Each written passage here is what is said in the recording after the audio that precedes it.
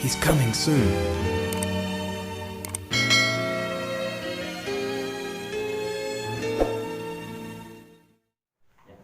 Shalom Aleichem. Apa kabarnya? Haleluya, luar biasa. Yes. Wow. Anak Nuha, kita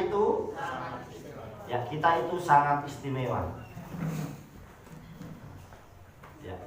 Oke, saudara bisa lihat slide ke depan dan kita akan belajar tentang Dafar Elohim.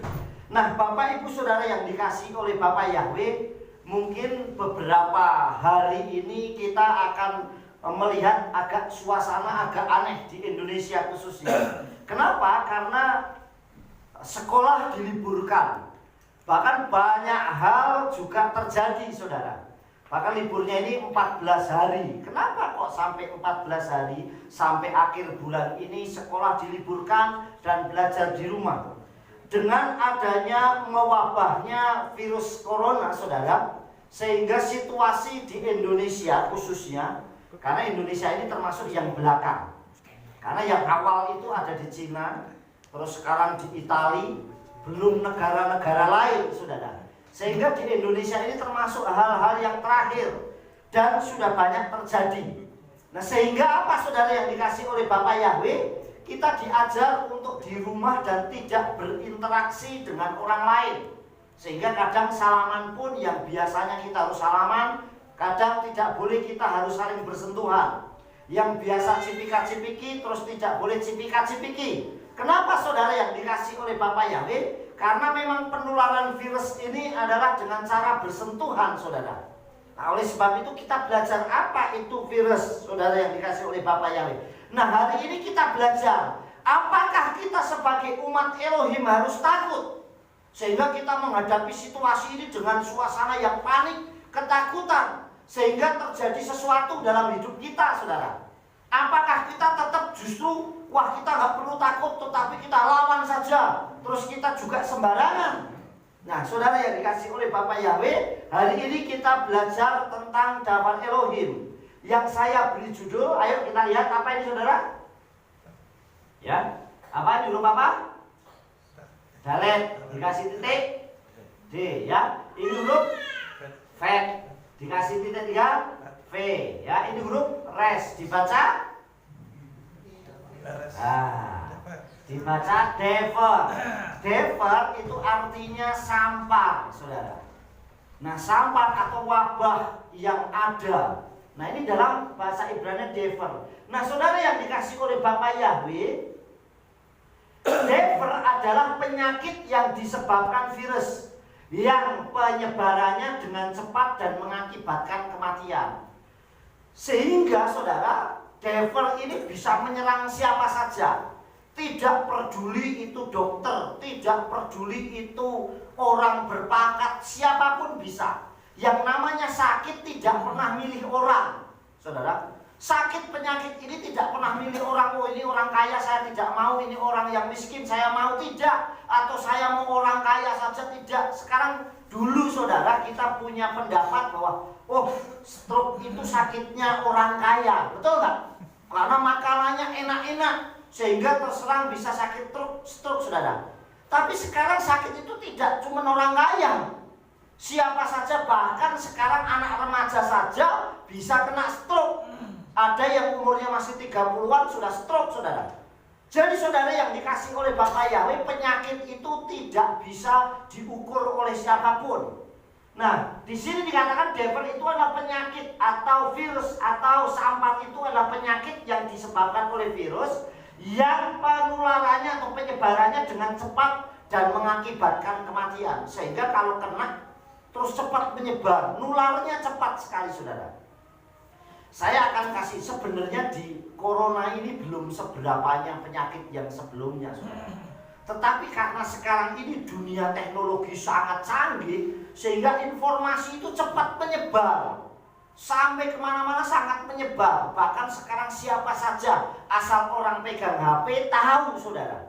Yang jadi masalah, kalau orang nggak punya filternya, sehingga semua apapun yang diberitakan dianggap benar. Padahal bisa jadi bahwa itu adalah hoax atau itu adalah salah, saudara. Informasi yang salah, saudara. Semuanya dipukul rata. Nah, hari ini kita belajar. Kita akan lihat penyakit-penyakit yang mematikan di dunia. Nih, saudara perhatikan baik-baik. Yang pertama, saudara. Yang pertama adalah penyakit AIDS.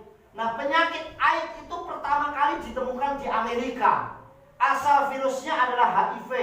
Dari Afrika sampai sekarang penyakit ini berkembang ke seluruh dunia melalui seks bebas.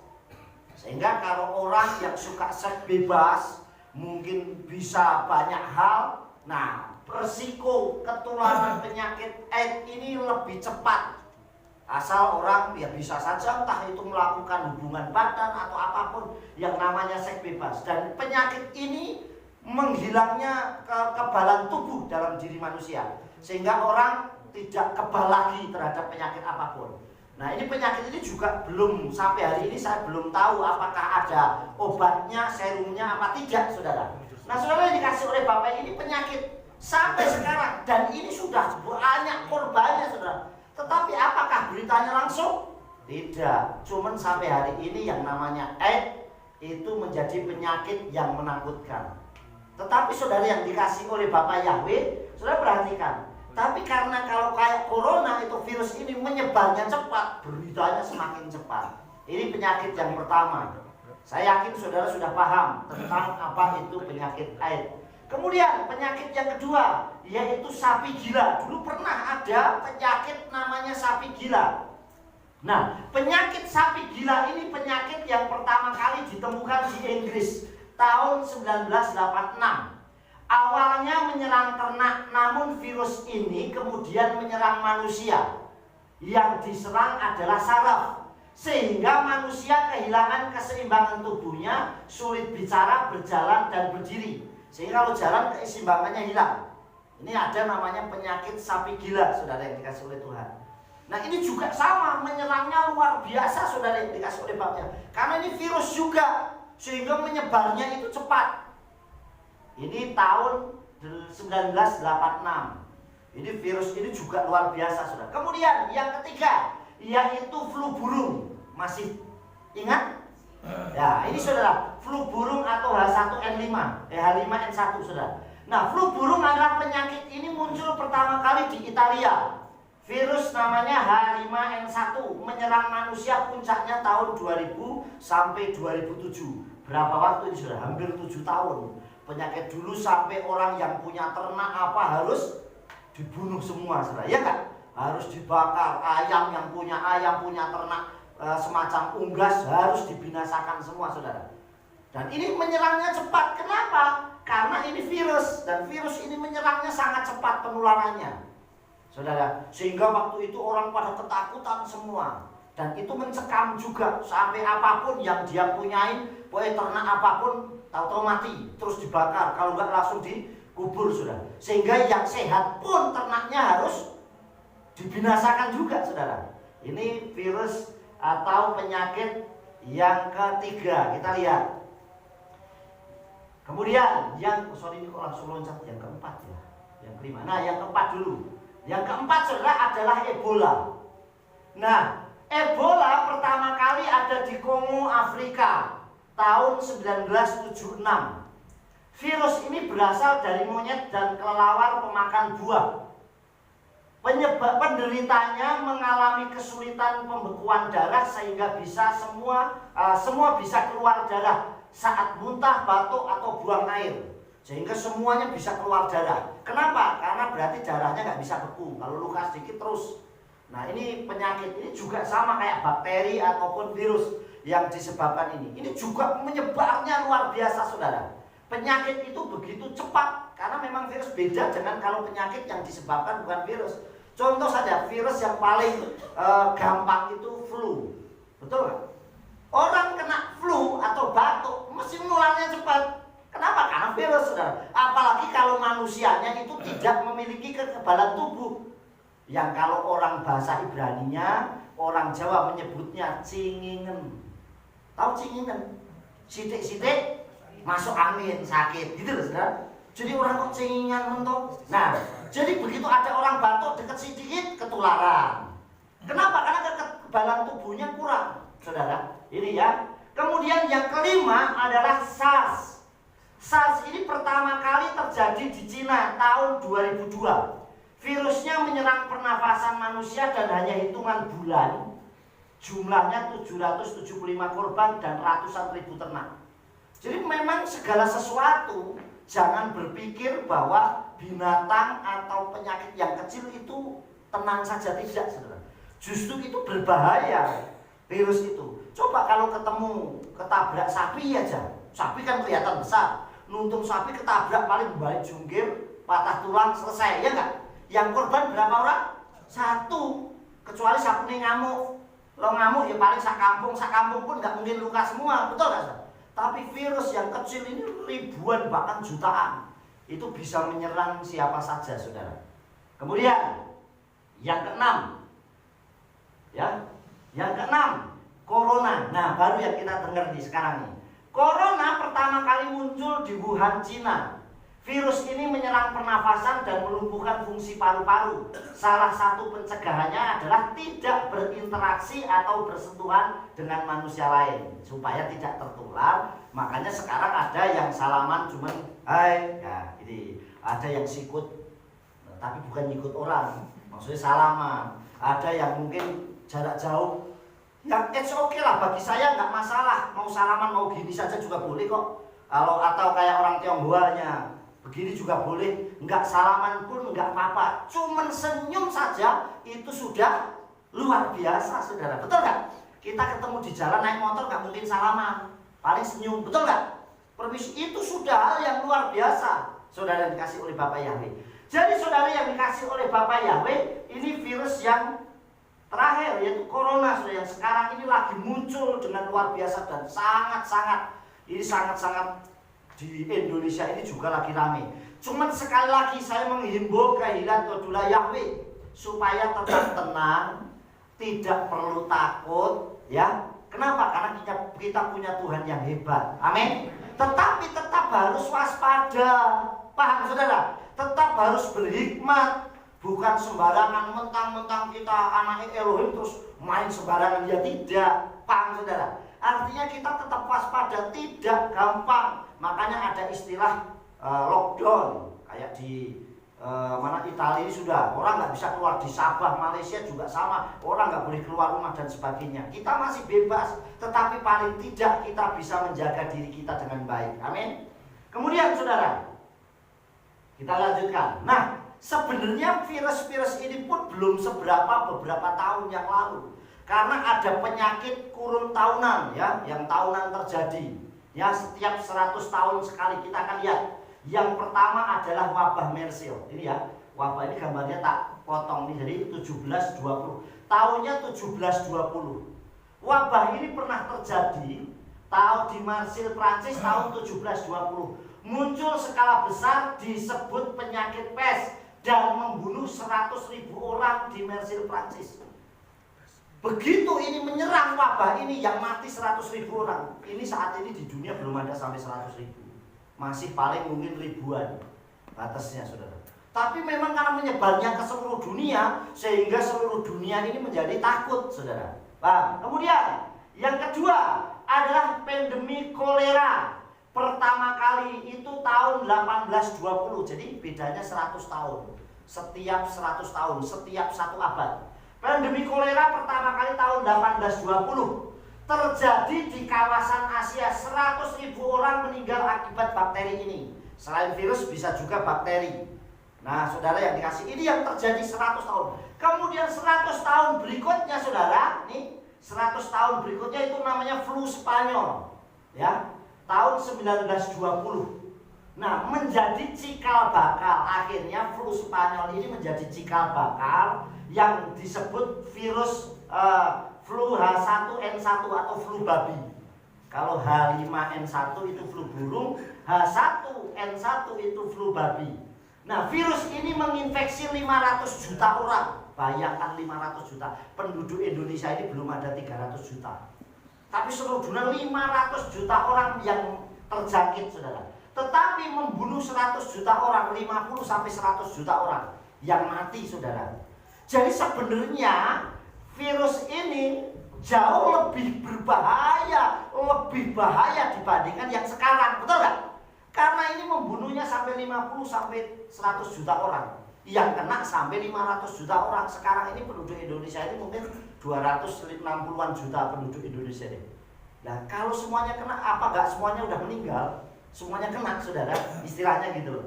Tetapi saudara, virus ini karena waktu itu tahun 1920 belum ada WA, belum ada Facebook, orang nggak ngerti, betul nggak?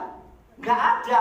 Istilahnya bahasa Ibraninya yang terkenal pagebluk.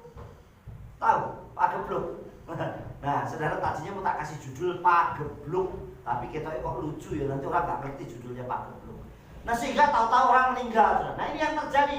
Bahkan mungkin pandemi ini dikenal paling mematikan dalam sejarah manusia dibandingkan corona saat ini. Jadi ternyata ini dibandingkan yang corona yang saat ini sebenarnya jauh lebih mengerikan.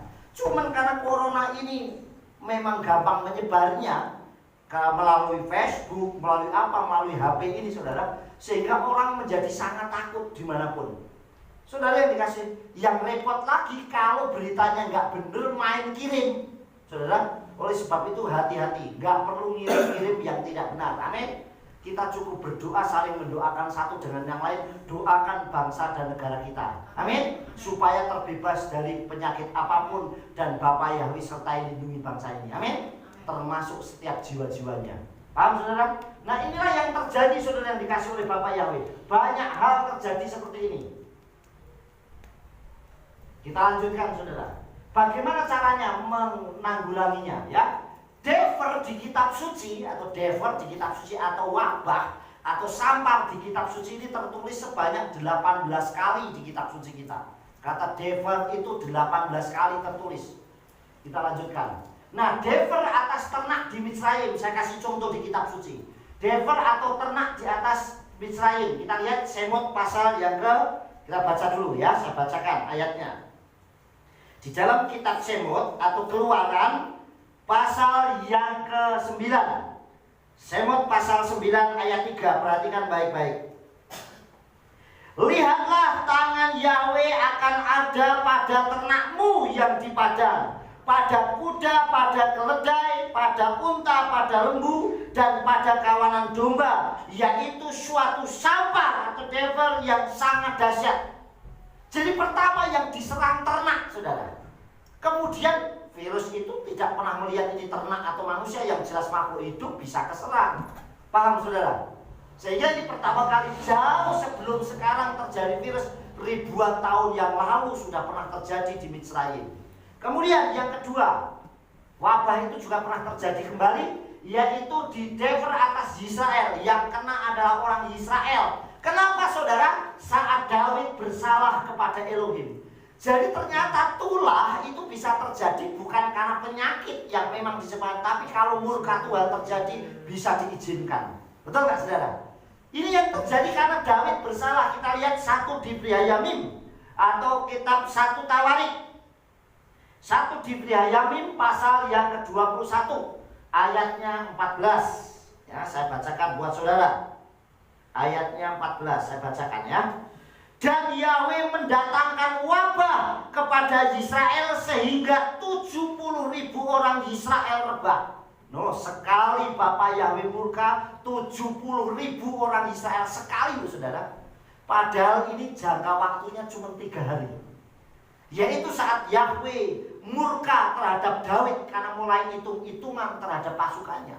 Padahal yang menyebabkan Daud itu kuat dan dia menang dalam segala jalannya karena Yahweh menyertai dan melindungi Daud. Tetapi begitu Daud mulai hitung-hitungan mengandalkan kekuatannya sendiri, maka Yahweh murka. Itu suruh pilih 3.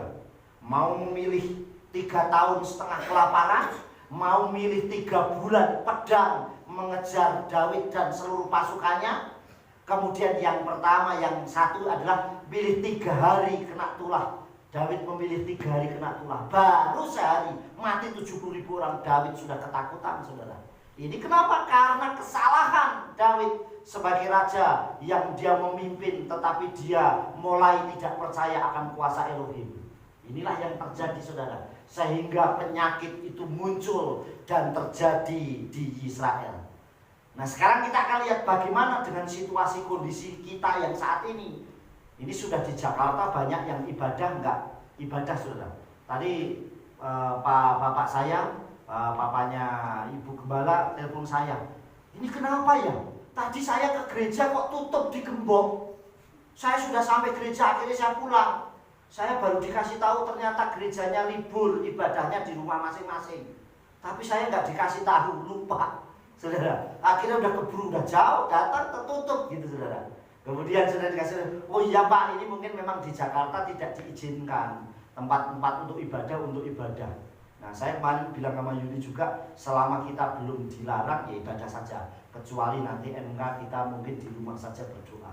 Tapi kalau ibadah raya selama kita bisa, ibadah dulu, amin. Pasti Bapak Yahweh sertai lindungi. Yang penting kita tidak menantang Tuhan atau kita melawan pemerintah. Paham saudara? Kita lanjutkan ya. Kita lanjutkan. Nah, sekarang saudara perhatikan. Virus corona itu namanya COVID-19. Ya, COVID-19 saudara. Nah, obatnya bagi orang yang percaya itu Tehillim 91. 19 dibalik 91. Paham saudara? Saya kasih contoh saudara. Orang digigit ular berbisa, virusnya apa? Serumnya apa saudara? Ya bisa ular, betul ya? Saudara yang dikasih oleh Tuhan, orang digigit ular, cepret, disuntik supaya kebal, sembuh dari penyakit racunnya ular pakai serum apa? Ya bisanya ular. Paham saudara? Sama dengan orang kenapa anak bayi harus diimunisasi. Saudara tahu imunisasi itu apa? Dimasukkan apa? Dimasukkan virus penyakit saudara. Tetapi yang sudah dilemahkan untuk apa? Melawan hal-hal yang jahat di tubuhnya anak itu. Paham saudara? Nah sama dengan kita saat ini. COVID-19 itu kita lawannya sama 91. Kapsulnya, kapsul Tehillim 91. Paham saudara? Jadi pilnya itu 91 namanya. Tehillim 91. Paham saudara? Nah sekarang saudara perhatikan, kita lihat dalam bahasa Ibrani. Nah sekarang saya lihat bahasa Ibrani. Bahasa Ibrani itu sampar atau wabah tadi itu defer, dalet, fet, dan res. Yang dibaca defer. Musuhnya, obatnya dafar. Paham saudara?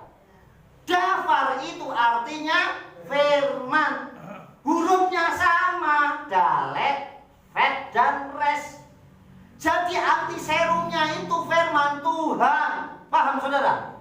Tapi bukan berarti terus mencobai Tuhan. Paham? Saya kasih contoh.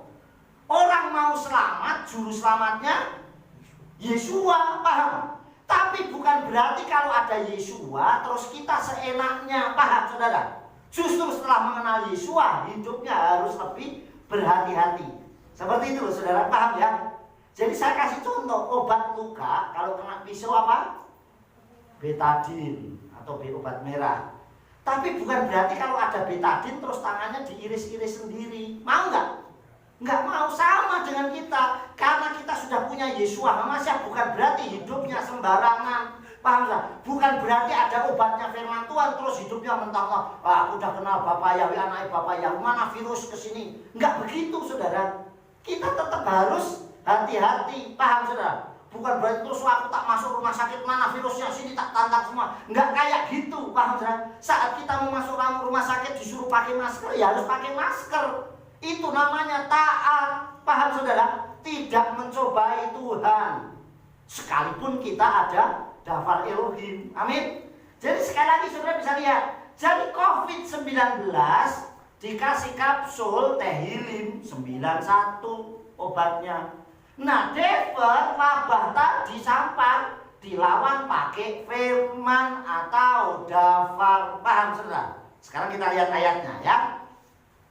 Nah Tehillim 91 ini sudah mulai beberapa minggu ini kita sudah sering mendengar. Bahkan mungkin di Facebook, di WA, dimanapun saudara kenyang dengan Tehillim 91.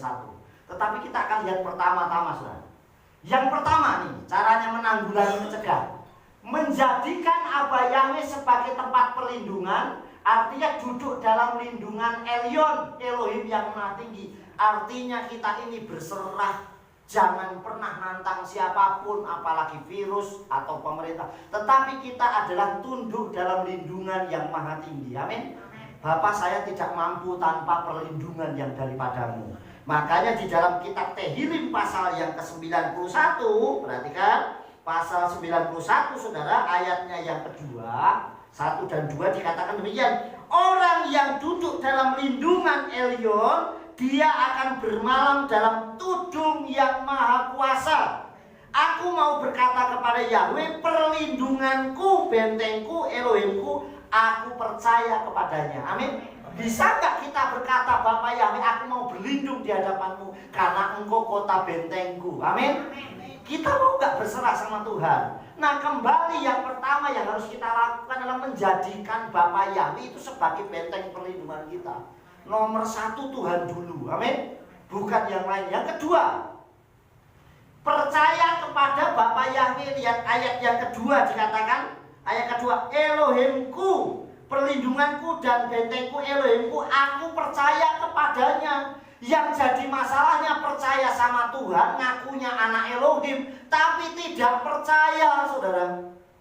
Ayat ini berbunyi percaya, harus yakin. Kata percaya harus yakin, saudara. Saudara yang dikasih oleh Bapak Yahweh, sekali lagi harus yakin. Di dalam kitab Tehillim atau Mazmur 37 ayat 5 dikatakan, serahkanlah jalanmu kepada Yahweh, percayalah kepadanya maka dia akan bertindak. Amin. Di situ dikatakan serahkanlah. Makanya dengan situasi yang kayak gini, serahkanlah hidup kita kepada Bapak Yahweh. Nah, sudah serahkan ya percaya. Amin. Percaya kepada Bapak Yahweh, percayalah kepadanya, maka Yahweh akan bertindak. Amin. Akan dilindungi segala kehidupan kita. Amin, saudara. Apapun yang terjadi, kita sudah dalam genggaman tangan Elohim, gitu loh, saudara. Makanya banyak orang kalau diceritain orang siapa di sini yang mau masuk surga, angkat tangan. Ayo, siapa yang mau masuk surga? Semuanya angkat tangan. Siapa yang mau duluan? Gak ada yang mau angkat tangan. Ya, saudara. Nah, artinya kenapa? Membuktikan bahwa saya surga nanti, tunggu. Itu biarlah waktunya Elohim. Betul gak, saudara? Saudara yang dikasih oleh Bapak Yahweh, orang banyak di dunia ini percaya. Saya percaya kita gak perlu takut dengan kengerian malam, tidak takut dengan apapun, virus apapun. Tapi tetap takut mati.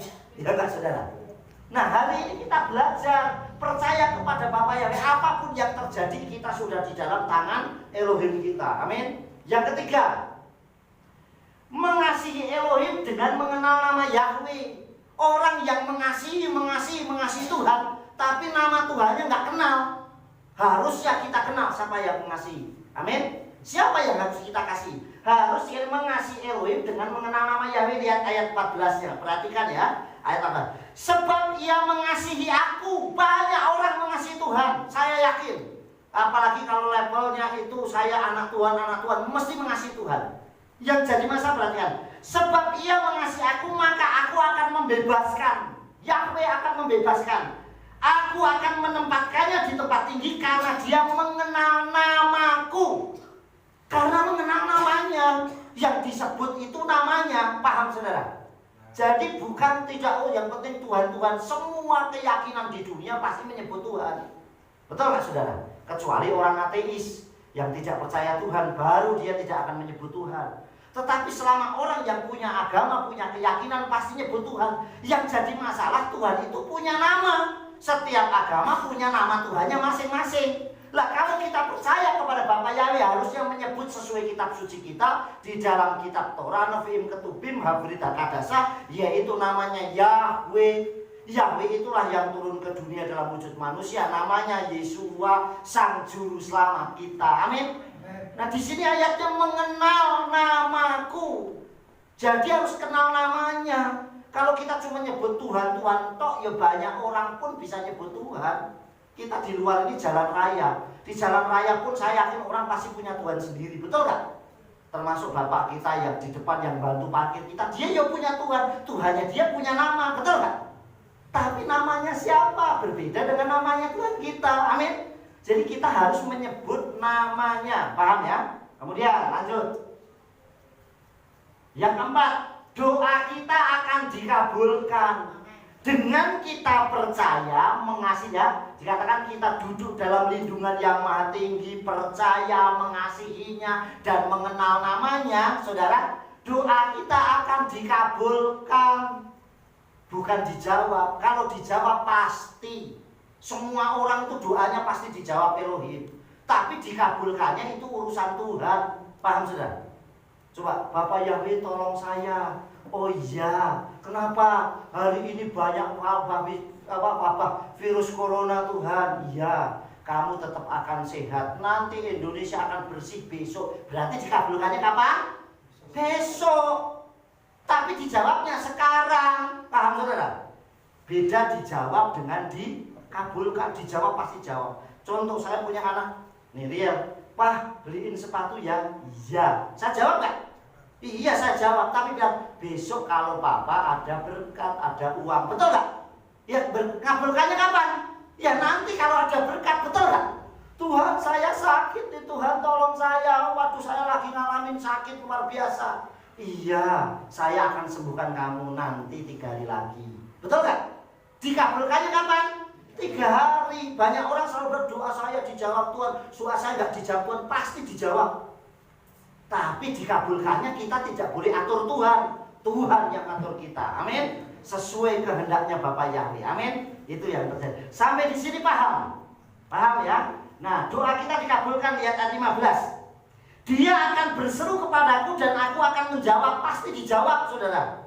Dan aku akan menyertai dalam kesesakan, aku akan meluputkannya dan aku akan memulihkannya. Jadi doanya pasti dijawab. Masalah diluputkan, masalah kita dilepaskan, kita dimuliakan itu haknya Tuhan. Amin. Pasti dijawab, gak ada yang gak dijawab. Bapak Yahweh, saya pengen kita profetik Tuhan tolong saya ingat saya. Doa profetik saya ingat. Bapak Yahweh tahun 2013 saya pengen punya mobil Kijang Innova. Ya gak? Ingat gak? Saya tidak dikabulkan tahun 2013, tapi dikabulkannya tahun 2019. Berapa tahun? 6 tahun. Sekalipun mobilnya tahun 2013, tapi Tuhan ngasihnya tahun 2019. Paham saudara? Ini belum, nanti pas 2019 tak kasih. Paham saudara? Jadi ini cara Tuhan saudara. Paham ya? Kita lanjutkan. Yang kelima, keselamatan dan penyertaannya itu sempurna. Jadi kalau kita sungguh-sungguh ikutin aturannya Elohim ini saudara, yaitu menjadikan Bapa Yahweh tempat perlindungan, kita mengasihinya, kita berserah kepadanya, kita percaya kepadanya, kita mengasihi Elohim, dan kita berseru kepadanya juga, doa kita dikabulkan. Dan saat doa dikabulkan, keselamatan dan penyertaannya itu pasti sempurna. Amin saudara. Makanya kita nggak perlu takut apapun kondisinya. Seandainya mau dipanggil Tuhan pun juga apa-apa. Yang penting kita sudah selamat kok. Betul nggak saudara? Artinya kita sudah di dalam tangan Elohim. Orang mau mati tidak melihat melalui wabah. Apapun bisa saudara. Betul nggak saudara? Wong ada orang sudah cek ke Singapura, semuanya dicek rapi sampai rumah sehat semua. Duduk nonton TV, istrinya pergi ke dapur, duduk meninggal. Jadi gak ada rahasia yang kita tidak tahu. Betul nggak saudara? Tetapi dengan adanya virus kayak ini, kita lebih baik berhati-hati. Amin. Paham saudara yang dikasih oleh Tuhan? Paham ya? Jadi kalau kita lebih berhikmat, lebih berhati-hati, artinya kalau menghadapi segala sesuatu, kita harus tahu. Sekarang saya kasih contoh gini, saya kasih gambaran gini. Saudara, ada angin besar nih. Ya, ada angin besar, saya kasih contoh nih. Kayak beberapa waktu yang lalu tempatnya ini dikenal angin besar. Wah, aku anaknya Bapak Yahweh, Yesua ngomong, hei badai berhenti. Mau nggak kamu masuk ke dalam badai itu? Pas ada badai, sini badai semuanya. Mati duluan kita saudara. Kalau itu memang Tuhan izinkan, betul nggak? Nah kita tidak nantang yang seperti itu, paham ya saudara? Tapi seandainya kita izinkan dalam situasi kayak gitu pun, kita pasti tetap dalam perlindungan. Tapi bukan menantang, paham saudara? Saya pernah ngalamin banyak hal yang saya alamin. Tapi saat situasi yang sulit, sekalipun dalam kondisi apapun, Bapak Yahweh menyertai saya. Amin. Kitab suci ajarkan, sekalipun engkau minum racun maut dan juga apapun, kamu tidak akan menerima. Kalau tidak disengaja, kita tidak tahu. Betul nggak saudara? Coba kalau kamu nikat, ini racun tak tes ah, yuk mati sudah. Ada pendeta di Amerika saudara, katanya sekalipun nginjak kala jengking minum racun nggak apa-apa. Ular bisa dibuat mainan, dia digigit ya bengkak, sampai mukanya nggak kelihatan. Nah ini kan nantang namanya saudara. Nah, kecuali kita jalan tidak sengaja, kita tidak tahu, paham ya? Jadi kita tidak sembarangan saudara kasih oleh Bapak ya. Makanya harus berhati-hati ya. Kemudian lihat ayat 16-nya dikatakan di sini, aku akan memuaskan dia dengan umur panjang dan aku akan menunjukkan kepadanya keselamatanku. Jadi saudara yang dikasih oleh Bapak Yahweh, kalau kita ikutin sungguh-sungguh aturan Tuhan, kita tahu obat Mazmur atau Tehillim 91, maka urutan ayat ini terjadi dalam hidup kita. Amin. Bapak Yahweh pasti menyertai melindungi kita dengan dahsyat luar biasa. Kenapa? Karena kita adalah anak-anaknya. Amin saudara. Nah oleh sebab itu saudara yang dikasih oleh Bapak Yahweh, apa yang kita harus lakukan, kerjakan. Perhatikan, apa yang harus kita imani sebagai kita anak Elohim, anaknya Bapak Yahweh yang sudah mengenal namanya, harus berbeda dengan yang lain. Yang pertama, perhatikan. Nah, Abah Yahweh pasti akan memerintahkan malaikatnya untuk menjaga kita. Amin. Jadi yang secara otomatis kalau kita sungguh-sungguh, saya selalu begini sudah, saya selalu memposisikan saya ini anak. Bapak Yahweh adalah Bapak saya, Yesua adalah Tuhan saya. Jadi dimanapun saya pergi, pasti saya selalu diawasi sama Bapak Yahweh. Amin.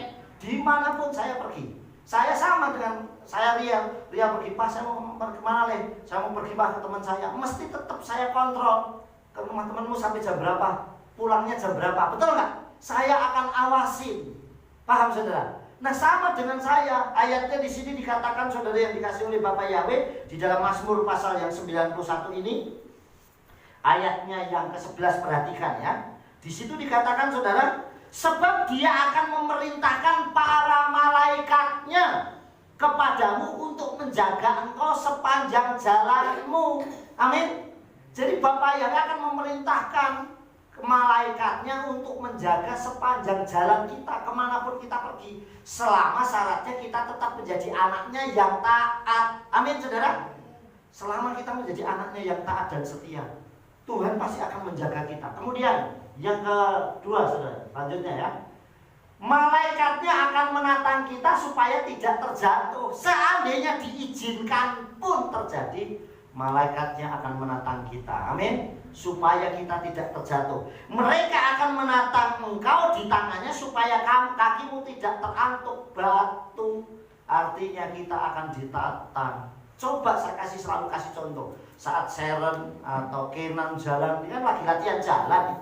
Coba selama dia jalan jatuh, dia diem di sini. Tapi coba di jalan raya, saya yakin orang tuanya akan cepat rangkul karena berbahaya. Betul nggak? Tuhan akan izinkan kita terjadi sama. Yang namanya penyakit kayak gini ini sama dengan apa ada hal jalan.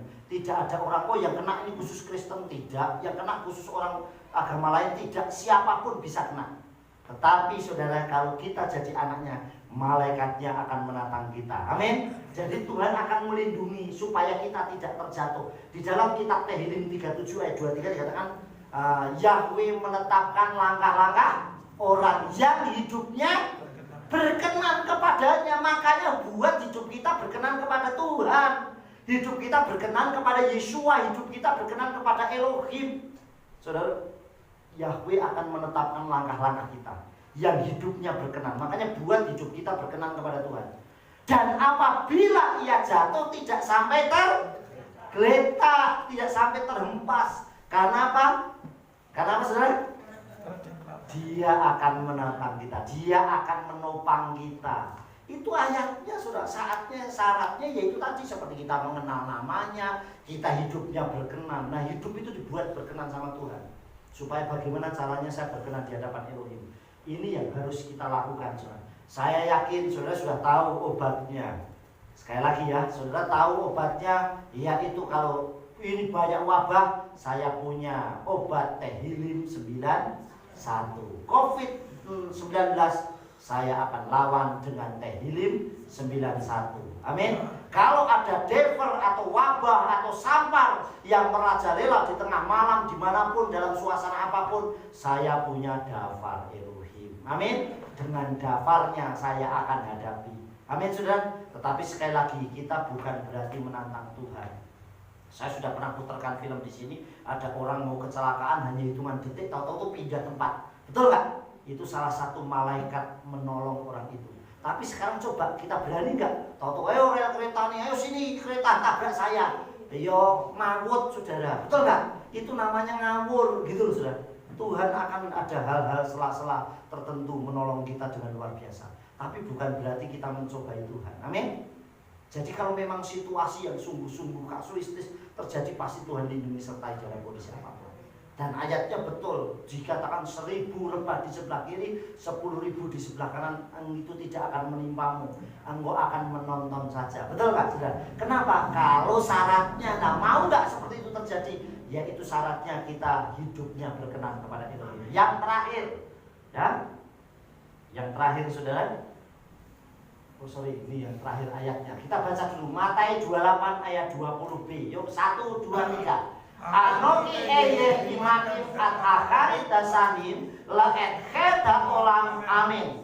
Aku ada bersamamu sepanjang masa sampai kesudahan zaman. Amin. Amin. Jadi Tuhan kita itu menyertai kita sampai akhir zaman. Amin saudara. Jadi sampai hari ini Tuhan tetap menyertai kita. Yesua janjinya, aku menyertai engkau sampai akhir zaman, sampai kesudahan zaman. Dikatakan aku akan bersama, ada kata di sini imahem. Im itu berserta, aku akan menyertai kamu, menyertai engkau. Hem, aku akan menyertai kamu. Sampai kapan? Sampai hari ini tidak, sampai akhir zaman. Bahkan kita sudah meninggal pun, kalau kita hidup di hadapan Tuhan, berarti selalu bersama dengan Elohim. Amin. Seandainya kita diizinkan meninggal pun tetap bersama dengan Elohim. Loh Pak, nanti nak saya udah mati terus kemana? Selama kita hidupnya berkenan kepada Elohim, dikatakan sepanjang zaman, sepanjang masa, sepanjang akhir zaman. Artinya kita tetap bersama dengan Elohim, tetap bersama dengan Yesua sampai kapanpun. Yang terakhir saudara bangkit berdiri. Yuk kita baca bersama-sama ya. Sudah? 1, 2, 3. Selalu berserah dan berharap kepada apa Yahweh Elohim Besem Yeshua HaMashiach, karena perlindungan dan penyertaannya sempurna. Haleluya, amin. Yes.